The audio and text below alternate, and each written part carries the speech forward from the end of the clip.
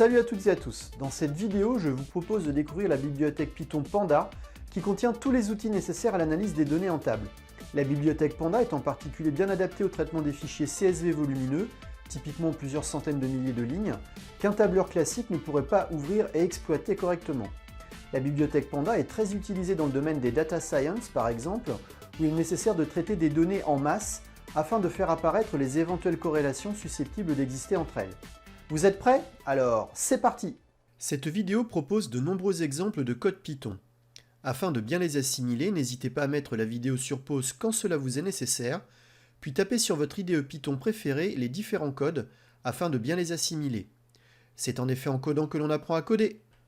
Panda est une bibliothèque écrite pour le langage de programmation Python, permettant la manipulation et l'analyse des données. Elle propose en particulier des structures de données et des opérations de manipulation de tableaux numériques et de séries temporelles. Panda est un logiciel libre sous licence BSD. La bibliothèque Panda est très utilisée dans le domaine des data science, où il est nécessaire de traiter les données en masse afin de faire apparaître les éventuelles corrélations susceptibles d'exister entre elles. La bibliothèque Panda est en particulier bien adaptée au traitement des fichiers CSV volumineux, typiquement plusieurs millions de lignes, qu'un tableur classique ne pourrait pas ouvrir et exploiter.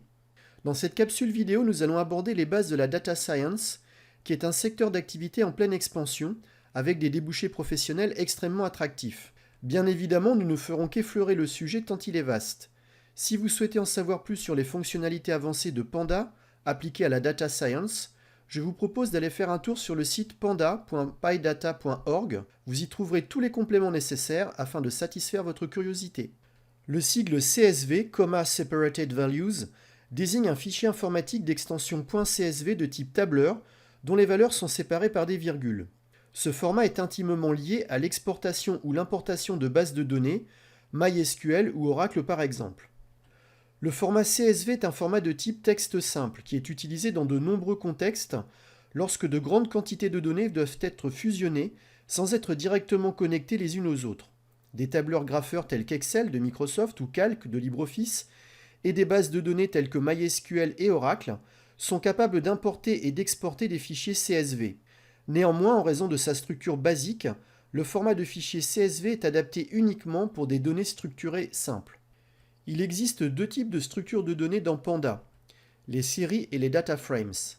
Une série Panda est une structure de données unidimensionnelle, un ND-array unidimensionnel plus exactement, qui peut stocker des valeurs référencées par un index unique.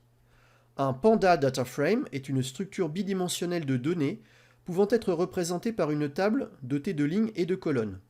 Les colonnes ont des noms appelés descripteurs ou labels et les lignes ont des numéros appelés index. C'est ce type structuré de données que nous étudierons essentiellement. Vous trouverez à l'écran un exemple de série et de data frame. On peut également envisager un data frame comme étant la concaténation de plusieurs séries. Le site kaggle.com propose de nombreux datasets au format CSV permettant de s'entraîner aux rudiments de la data science. Pour les besoins de cette capsule vidéo, nous travaillerons avec le dataset imdb-movie-data.csv regroupant un ensemble de données portant sur les 1000 films les plus populaires sur IMDb de 2006 à 2016. On trouvera le fichier CSV correspondant à l'URL indiquée à l'écran. Les 12 champs des données inclus dans le dataset IMDb sont précisés à l'écran. Le fichier CSV constitué d'une ligne d'entête contenant les champs des descripteurs et de 1000 lignes de données. Après avoir téléchargé le fichier CSV en local sur votre machine, il convient maintenant de le mettre dans le même dossier de travail que le notebook Jupyter qui sera utilisé pour son exploitation. Pour cela, cliquez sur le bouton Upload, puis sélectionnez dans la boîte de dialogue l'endroit dans l'arborescence de votre ordinateur où se trouve le fichier imdb-movie-data.csv. Une fois ceci fait, cliquez sur le bouton Téléverser. Le fichier CSV se retrouve dans le même dossier que le Jupyter Notebook vierge que vous avez préalablement créé. En premier lieu, il faut commencer par importer conjointement la bibliothèque Panda et la bibliothèque NumPy sous la forme d'alias. La méthode read_csv de Panda permet d'ouvrir et de lire le fichier CSV que l'on choisit de stocker dans la variable df_imdb sous la forme d'un objet de type dataframe. A noter que par défaut, un fichier CSV utilise normalement comme séparateur de colonnes le symbole virgule. Si tel n'est pas le cas, on peut préciser dans la méthode read_csv le type de séparateur en le déclarant comme argument dans le paramètre supplémentaire sep comme indiqué à l'écran. Enfin, selon l'usage consacré, un objet de type DataFrame commence par le préfixe df. Cela permet en particulier de le distinguer plus facilement des autres variables classiques. On affiche le DataFrame en indiquant simplement son nom. Seul un extrait des 1000 lignes du DataFrame est affiché dans le Jupyter Notebook. Un DataFrame comporte des lignes repérées par un index et des colonnes repérées quant à elles par un descripteur. Je vous propose à présent de passer en revue quelques fonctions ou méthodes permettant de réaliser des opérations sur notre DataFrame de travail. Je vous encourage à mettre la vidéo sur pause si nécessaire, afin de bien comprendre la syntaxe de ces différentes instructions. La méthode head, sans argument, permet d'afficher les 5 premières lignes d'un DataFrame. On peut préciser en argument le nombre de lignes à afficher. La méthode tail, sans argument, permet d'afficher les 5 dernières lignes d'un DataFrame. On peut préciser en argument le nombre de lignes à afficher. La méthode sample permet d'afficher un nombre, passé en argument, d'échantillons tirés au sort aléatoirement dans le DataFrame. L'attribut shape, quant à lui, renvoie un tuple dans lequel figurent le nombre de lignes et le nombre de colonnes d'un DataFrame. La méthode info fournit des détails essentiels sur le jeu de données tels que le nombre de lignes et de colonnes, le nombre de valeurs non nulles, le type de données dans chaque colonne et la quantité de mémoire utilisée par le DataFrame. Les informations ci-dessus nous indiquent en particulier qu'il existe des valeurs manquantes dans les colonnes Revenue et Metascore. On peut sélectionner facilement les colonnes d'un DataFrame dont on souhaite afficher les données en précisant à l'intérieur de doubles crochets les noms des descripteurs des colonnes séparés par des virgules sous forme d'une chaîne de caractères. On remarquera en particulier que les colonnes s'affichent dans l'ordre de leur appel et pas forcément dans celui du DataFrame lui-même. Il est toujours possible d'utiliser les méthodes head et tail afin de personnaliser l'affichage du morceau de DataFrame à l'écran. Pour afficher certaines lignes d'un DataFrame, on peut utiliser deux options. .loc reposant sur le nom de l'index, .iloc reposant sur l'indice de l'index. Pour illustrer la différence entre ces deux options, nous allons créer un nouveau DataFrame ayant les titres de films pour index. En effet, l'index proposé par défaut, c'est-à-dire constitué par des numéros allant de 0 à 999, n'a pas grand intérêt. Pour cela, on utilise dans la méthode csv_reader le paramètre indexCol, pour lequel on passe comme argument la chaîne de caractères correspondant au nom du descripteur de colonne que l'on souhaite implémenter comme nouvel index. On remarque qu'après cela, le nouvel index du DataFrame est bien constitué des titres de films. Cela est beaucoup plus pratique pour le traitement ultérieur des données que l'index par défaut constitué des numéros 0 à 999. Il existe deux manières de sélectionner une ligne d'un DataFrame. La première fait intervenir la méthode loc, pour laquelle on indique à l'intérieur des crochets la chaîne de caractères correspondant au nom de l'index, c'est-à-dire le titre du film. La deuxième méthode fait intervenir la méthode iloc, pour laquelle on indique à l'intérieur des crochets le numéro de l'index. En effet, bien que la référence explicite au numéro d'index ait disparu, en réalité elle est toujours présente en arrière-plan et peut être utilisée par iloc. On peut spécifier à loc un intervalle de lignes sous forme de slicing afin d'afficher plusieurs lignes du DataFrame en même temps.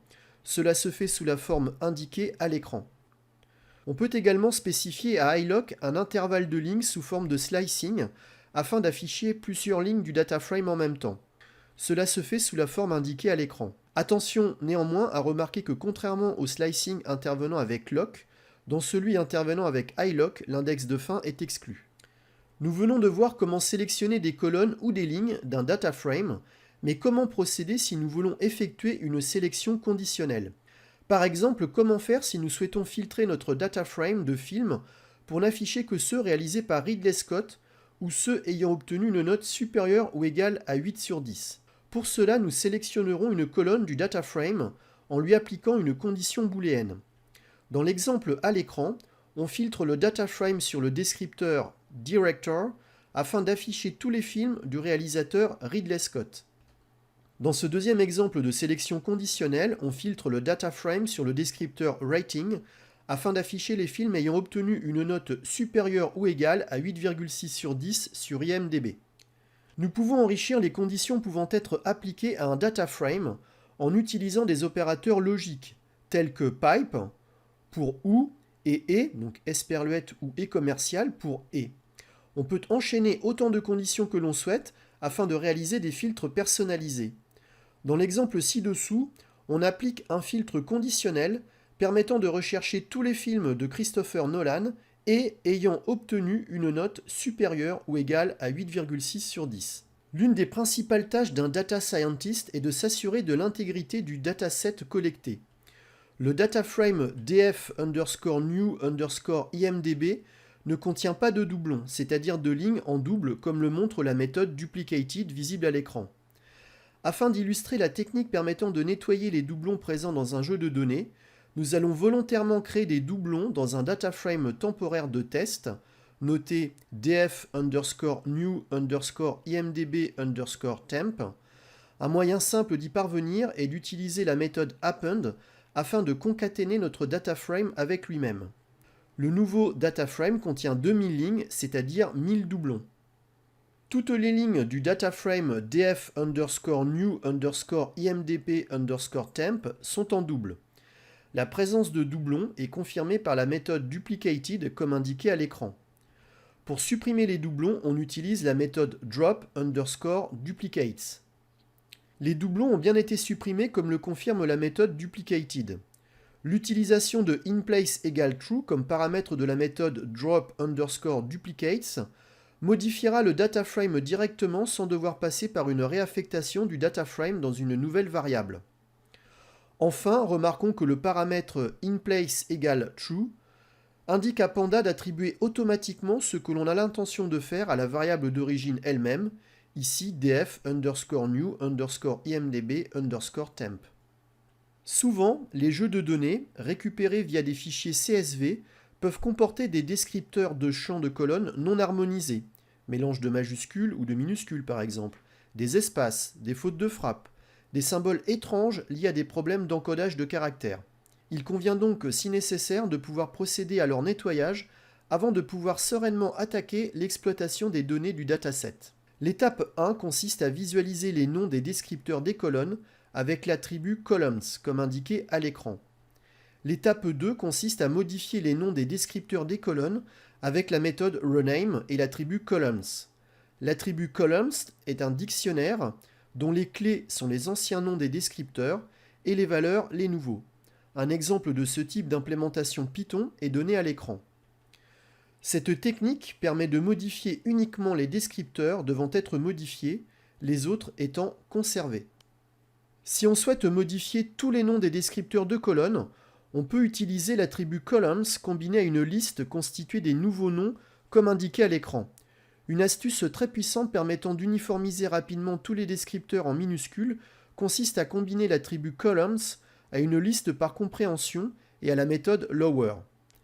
Il est à noter que c'est une bonne pratique de commencer par nettoyer votre dataframe en mettant systématiquement en minuscules tous les descripteurs, en supprimant les caractères spéciaux et en remplaçant les espaces par des traits de soulignement underscore avant de travailler sur votre jeu de données. Cela vous évitera bien des désagréments. L'une des questions cruciales d'un data scientist est de savoir comment travailler avec un dataset comportant des valeurs manquantes. Lors de l'exploration des données d'un dataframe, il arrivera fréquemment que vous rencontriez des valeurs manquantes ou nulles, qui sont essentiellement des espaces réservés pour des valeurs inexistantes. Le plus souvent, vous verrez avec Python apparaître none ou nan not a number avec NumPy, chacun étant géré différemment selon les situations. Il existe principalement deux techniques pour traiter les valeurs manquantes. Supprimer les lignes ou les colonnes comportant des valeurs manquantes, remplacer les valeurs manquantes par une valeur normalisée. On parle alors d'imputation. La méthode isNull renvoie à un dataframe où chaque cellule est true ou false selon l'état de cette cellule. Pour avoir une idée précise du nombre de valeurs manquantes dans chaque colonne, on couple la méthode isNull avec la méthode d'agrégation sum, comme le montre l'exemple à l'écran. On remarque en particulier que les deux descripteurs de colonnes Revenue Millions et Metascore possèdent respectivement 128 et 64 lignes présentant une valeur manquante, soit un total de 192. Attention néanmoins, certaines lignes peuvent avoir les deux valeurs associées aux deux descripteurs manquantes. Les data scientists sont régulièrement confrontés au dilemme de la suppression ou de l'imputation des valeurs manquantes, Cette décision délicate nécessite une connaissance approfondie du jeu de données, de leur contexte et des objectifs recherchés afin de trouver le meilleur compromis. D'une manière générale, la suppression des données manquantes n'est recommandée que si elles sont en petite quantité. La première approche consiste à supprimer les valeurs manquantes. Pour cela, on utilise la méthode DropNA qui supprime toutes les lignes comportant au moins une valeur manquante. Elle renverra un nouveau data frame sans modifier celui d'origine, comme l'indique l'exemple à l'écran. On vérifie bien que les descripteurs de colonnes Revenue Millions et Metascore n'ont plus de valeur manquante. On remarque en particulier que cette méthode a supprimé 162 lignes pour lesquelles il y avait au moins une valeur manquante. Ce nombre est inférieur aux 192 vus précédemment, car manifestement certaines lignes, précisément 192 moins 162, c'est-à-dire 30, possédaient une valeur manquante pour les deux descripteurs. Il est à noter que si on veut supprimer directement sur le data frame initial les lignes possédant les valeurs manquantes, on utilise la méthode DropNA avec le paramètre InPlace égale True. La méthode DropNA avec le paramètre Axis égale 1 supprime toutes les colonnes comportant au moins une valeur manquante. Elle renverra un nouveau data frame sans modifier celui d'origine comme le montre l'exemple à l'écran. On remarque bien que les deux colonnes Revenue Millions et Metascore ont été supprimées par rapport au data frame initial. Cela est confirmé par l'attribut columns où 9 descripteurs sont désormais présents dans le nouveau data frame. La deuxième approche permettant un traitement des valeurs manquantes dans un data frame est la technique d'imputation. En effet, dans certains cas de figure, la suppression des lignes comportant à minima une valeur manquante conduit à devoir éliminer une trop grosse quantité de l'ensemble du jeu de données. Une technique moins radicale et plus respectueuse du jeu de données est de pouvoir remplacer les valeurs manquantes dans une colonne, généralement par la moyenne ou la médiane de cette colonne. On parle de technique d'imputation. Analysons la mise en œuvre de la technique d'imputation pour les valeurs manquantes de la colonne Revenue Millions telle qu'indiquée sur l'exemple à l'écran. On remarque que l'objet revenu contient désormais une série de données relatives au descripteur Revenue Millions. Cette variable intermédiaire va nous permettre de calculer la valeur moyenne des revenus afin de remplacer les valeurs manquantes notées NaN, not a number, par celle-ci. Nous allons procéder à une imputation des valeurs manquantes des revenus en utilisant la méthode min sur la série revenus afin de déterminer la valeur moyenne de ce jeu de données. La méthode fillNA avec le paramètre InPlace égale True permet de remplacer toutes les valeurs manquantes notées NaN par la valeur moyenne revenu underscore moyenne de la série comme indiqué à l'écran.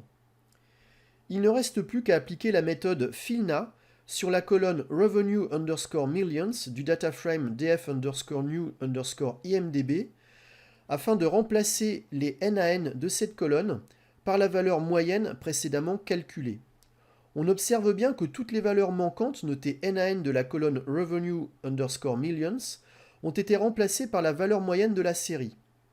On pourrait mettre également en œuvre, selon les mêmes modalités, la technique d'imputation pour la colonne Metascore. En data science, il est important avant toute chose de comprendre le data frame sur lequel on va devoir travailler. La méthode describe permet d'accéder à un résumé statistique de la distribution des variables continues d'un data frame comme indiqué à l'écran. Cette méthode permet d'accéder pour chaque colonne du data frame au nombre d'échantillons. On remarque au passage ici que la colonne Metascore comporte des valeurs manquantes, à la moyenne, à l'écart type et enfin à la répartition de la distribution. Toutes ces informations permettent de réaliser une première analyse rapide du dataset dans la perspective de rechercher des corrélations entre les différentes variables. La méthode describe peut également être utilisée sur une variable catégorielle, c'est-à-dire un descripteur, afin d'obtenir le nombre de lignes, le nombre unique de catégories, la catégorie supérieure et la fréquence de la catégorie supérieure. Un exemple est donné à l'écran. Les informations recueillies en sortie nous indiquent par exemple que la colonne genre contient 207 valeurs uniques, la première valeur étant action, aventure, sci-fi qui s'affiche 50 fois, c'est-à-dire en termes de fréquence. La méthode value underscore counts nous indique quant à elle la fréquence de toutes les valeurs d'une colonne d'un data frame. Là encore, un exemple est donné à l'écran. L'un des enjeux majeurs des data scientists est de trouver les éventuelles corrélations susceptibles d'exister entre les différentes variables d'un data frame. La méthode core permet d'afficher les corrélations entre les différentes variables continues, comme le montre l'exemple à l'écran. Les tables de corrélation sont une représentation numérique des corrélations bivariées rencontrées dans l'ensemble des données. Les nombres positifs indiquent une corrélation positive, c'est-à-dire si une variable augmente, l'autre aussi, et les nombres négatifs représentent une corrélation inverse. Si une variable augmente, l'autre diminue. La valeur particulière 1 indique une parfaite corrélation entre les deux variables du data frame. On peut représenter visuellement les relations bivariées avec des nuages de points. Une analyse rapide de la table précédente montre que les deux plus fortes corrélations en dehors de la diagonale lient les variables vote Revenue Millions et Rating Metascore. Afin de faciliter l'analyse du data frame, on peut représenter visuellement une table de corrélation par une matrice de corrélation. Un exemple d'implémentation d'une matrice de corrélation utilisant les bibliothèques Matplotlib et Seaborn est donné à l'écran. Seaborn est une bibliothèque de visualisation de données Python basée sur Matplotlib. Elle fournit une interface de haut niveau pour dessiner des graphiques statistiques attrayants et informatifs. Pour en savoir plus sur la bibliothèque Seaborn incontournable pour la data science, je vous encourage à visiter le site seaborn.pydet.org. Le tracé de graphique est l'un des outils de choix qu'un data scientist doit maîtriser afin de faire apparaître simplement les corrélations entre différentes variables d'un data frame. La bibliothèque Matplotlib est idéale pour cela. On peut par exemple tracer sous forme d'un nuage de points une variable en fonction d'une autre.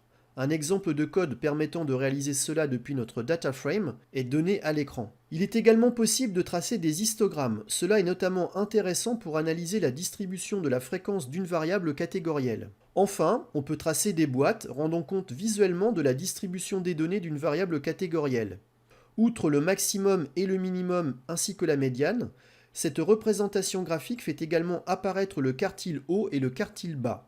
Elle traduit sous forme graphique les informations données par la méthode describe pour la variable catégorielle étudiée.